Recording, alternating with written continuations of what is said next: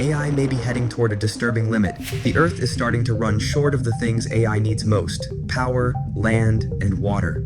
And even more seriously, infrastructure is no longer being built fast enough to keep up, not because humanity has run out of ideas, but because AI now demands a layer of physical infrastructure so massive that this planet is becoming harder and harder to support it.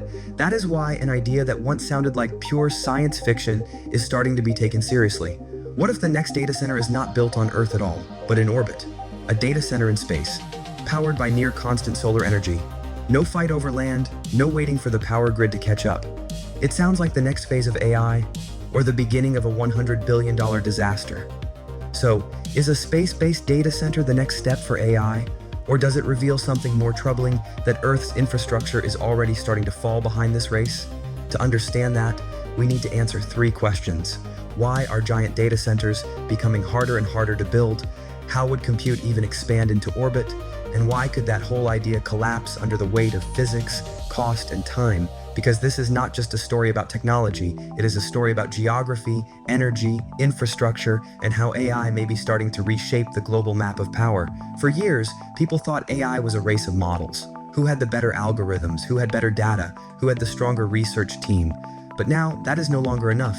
AI is becoming an infrastructure race. Who controls the chips? Who controls the electricity? Where the land is, where the water is, and who can build first? That is why projects like Hyperion matter so much. And that leads to an even bigger question. If Earth is slowly becoming the bottleneck for AI, could orbit be the next frontier? It sounds like science fiction, but when old space becomes too crowded, humanity has always looked for new space to expand its power. The reason people are even considering data centers in space is actually simple. At large scale, AI is a machine that turns electricity into intelligence. It needs compute. Compute needs power. Power creates heat. And that heat forces us to build an enormous layer of infrastructure just to keep the system from overheating. The problem is that, on Earth, that infrastructure is running into limits. Power is the first bottleneck. A giant AI data center can consume electricity at the gigawatt level. Then come land and transmission. Not every place has enough land, enough connectivity, and enough grid infrastructure for hundreds of thousands of GPUs. Then come water and cooling. At a certain scale, this stops being just an engineering problem. It becomes an environmental issue, a political issue, and a local community issue. And finally, there is time. In the AI race, being late by 1 or 2 years can be enough to lose your position. That is why space starts to sound like an escape route. In orbit, you do not have to compete for land. You do not have to wait for the grid to expand, and solar energy is available almost all the time. It sounds like a perfect solution. But here is the problem. The limits of infrastructure do not disappear when you leave Earth. They come back in forms that are more expensive, more difficult, and much more brutal. A space-based data center sounds like an escape. But look closer, and it starts to look like an infrastructure nightmare. The first barrier is heat. On Earth, you have air, water, and entire industrial cooling systems to remove heat. In orbit, those advantages disappear. The chips still get hot. The machines still generate heat. But in a vacuum, getting rid of that heat is far more difficult. If you want to put large-scale compute in space, you are not just launching chips into orbit. You're also launching massive radiator systems to keep the hardware from overheating, and that alone can drive costs dramatically higher. Then there is launch cost. A data center is not just GPUs, it also needs power systems, structural support, shielding, communications, backup hardware, maintenance robotics, and a huge amount of additional mass. On Earth, if you want to expand, you build more. In orbit, every expansion becomes a new transport campaign. At that point, you are no longer building a data center. You are building an entire industrial system in space. And that is how an idea that sounds like a solution very quickly becomes a $100 billion gamble. But money is not the only problem. There is also maintenance. On Earth, if hardware fails, engineers replace it. In orbit, everything is slower, harder, and dramatically more expensive. Radiation is worse. The environment is harsher. The temperature swings are more extreme. A small failure on Earth might take a few hours to fix. In space, it could take weeks. And there is an even worse problem. The hardware becomes obsolete too fast. AI is an industry where chips lose relevance quickly. What is state-of-the-art today may be outdated just a few years later. That creates a major paradox. You are trying to place one of the fastest depreciating asset classes in the digital economy into orbit. Even on Earth, upgrading compute is expensive. In space, it could become a huge financial burden. Then, there is networking and data. A system like this does not just need power and chips. It needs extremely high bandwidth, reliable connections to ground stations, and a non-stop layer of coordination and control.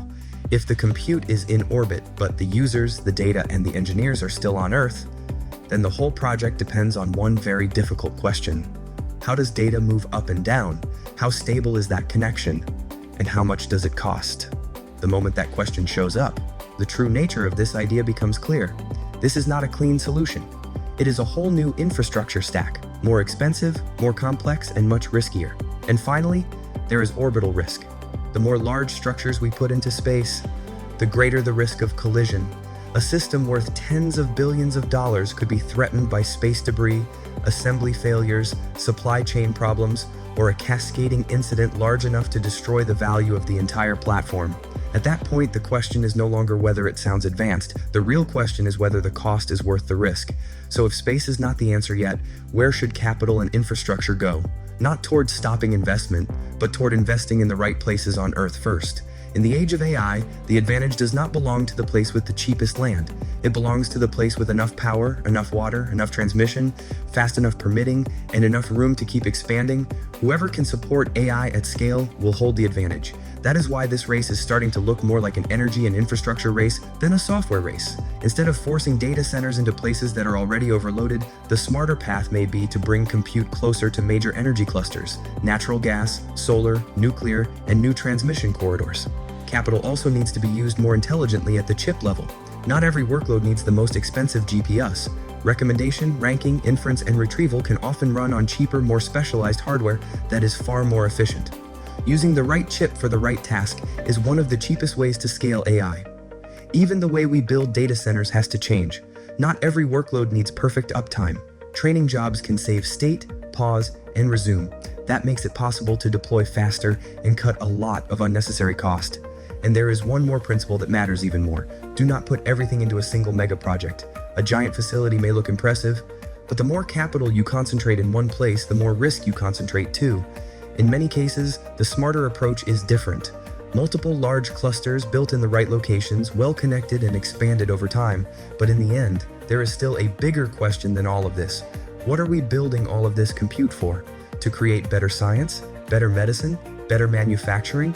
Or simply to help digital platforms keep human attention for longer? Because if the final goal is not big enough, then whether the data center sits on Earth or in orbit, it may still be an enormous investment aimed at something far too small. So, are data centers in space the future? Maybe. But not because they eliminate AI's limits. They matter because they reveal how hard Earth's limits are becoming for this race. Space does not solve the problem. It just replaces old bottlenecks with newer, far more expensive ones, and that may be the most important point of all. AI is advancing so fast that humanity is now seriously considering solutions that once belonged only to science fiction. When an industry starts talking about moving its factories off the planet, that is a sign the race has entered an entirely different phase. If you enjoy videos about infrastructure, energy, and the future of AI, subscribe to the channel. Like the video if you think this topic is worth paying attention to, and leave a comment below. Do you think the data center of the future will stay on Earth or eventually have to leave it? Thanks for watching all the way to the end. See you in the next video.